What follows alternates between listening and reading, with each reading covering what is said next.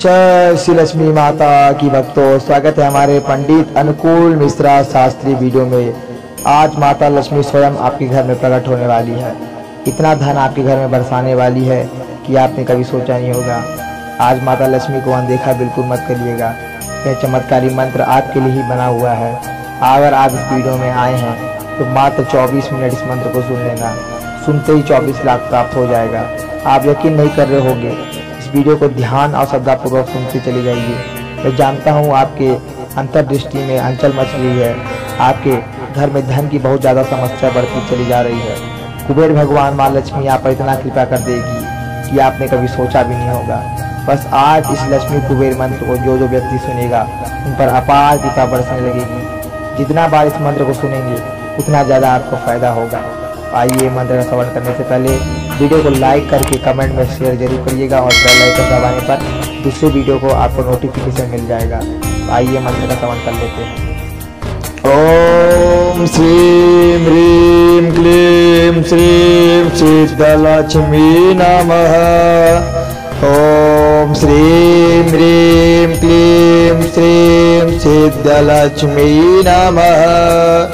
ओम श्रीं ह्रीं क्लीं श्रीं सिद्धलक्ष्मी नमः। ओम श्रीं ह्रीं क्लीं श्रीं सिद्धलक्ष्मी नमः। ओम श्रीं ह्रीं क्लीं श्रीं सिद्धलक्ष्मी नमः। ओम श्रीं ह्रीं क्लीं श्रीं सिद्धलक्ष्मी नमः। ओम श्रीं ह्रीं क्लीं श्रीं सिद्धलक्ष्मी नमः। ओम श्रीं ह्रीं क्लीं श्रीं सिद्धलक्ष्मी नमः। ओम श्रीं ह्रीं क्लीं श्रीं सिद्धलक्ष्मी नमः। ओम श्रीं ह्रीं क्लीं श्रीं सिद्धलक्ष्मी नमः। ओम श्रीं ह्रीं क्लीं श्रीं सिद्धलक्ष्मी नमः। ओम श्रीं ह्रीं क्लीं श्रीं सिद्धलक्ष्मी नमः। ओम श्रीं ह्रीं क्लीं श्रीं सिद्धलक्ष्मी नमः।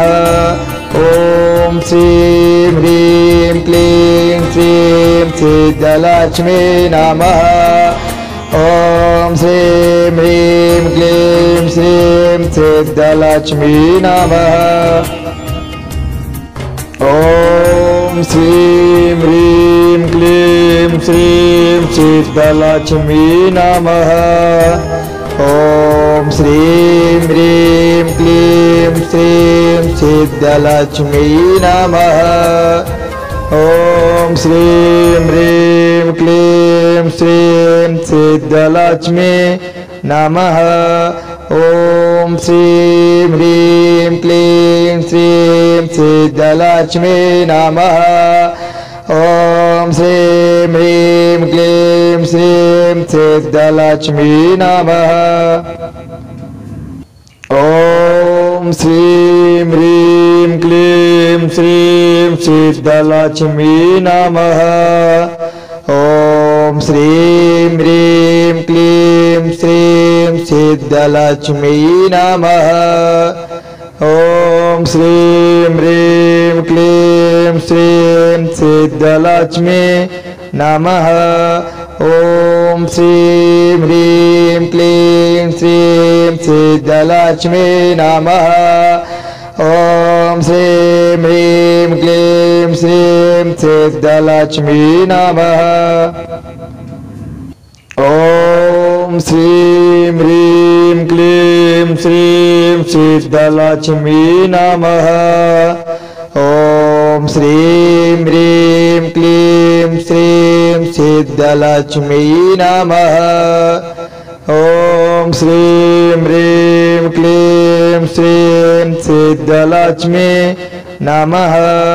ओम श्रीं ह्रीं क्लीं श्रीं सिद्धलक्ष्मी नमः। ॐ श्रीं ह्रीं क्लीं श्रीं सिद्धलक्ष्मी नमः। ॐ श्रीं ह्रीं क्लीं श्रीं सिद्धलक्ष्मी नमः। ॐ श्रीं ह्रीं क्लीं श्रीं सिद्धलक्ष्मी नमः। ॐ श्रीं ह्रीं क्लीं श्रीं सिद्धलक्ष्मी नमः। ॐ श्रीं ह्रीं क्लीं श्रीं सिद्धलक्ष्मी नमः। ॐ श्रीं ह्रीं क्लीं श्रीं सिद्धलक्ष्मी नमः।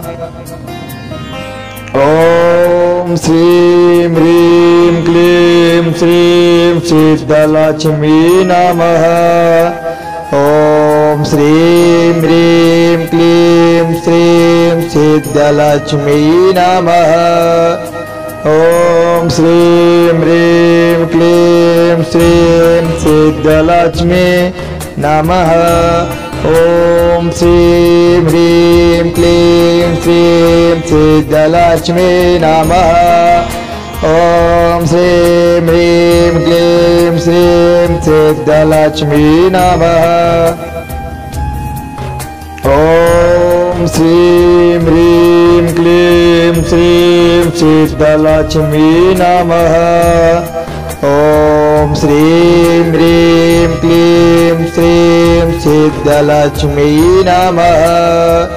ॐ श्रीं ह्रीं क्लीं श्रीं सिद्धलक्ष्मी नमः।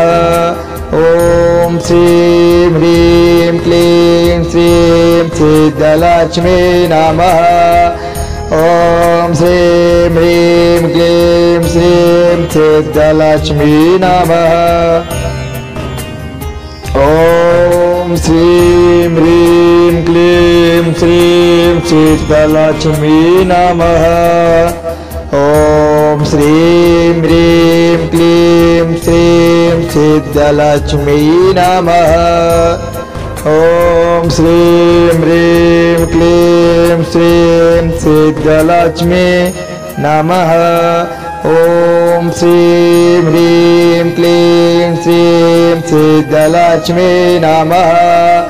ॐ श्रीं ह्रीं क्लीं श्रीं सिद्धलक्ष्मी नमः।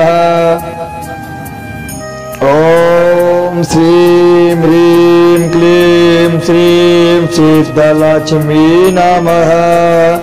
ॐ श्रीं ह्रीं क्लीं श्रीं सिद्धलक्ष्मी नमः।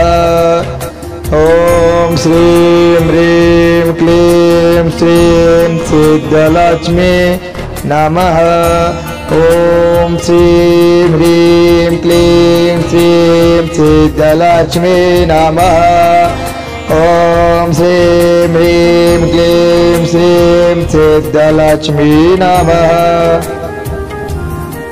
ॐ श्रीं ह्रीं क्लीं श्रीं सिद्धलक्ष्मी नमः।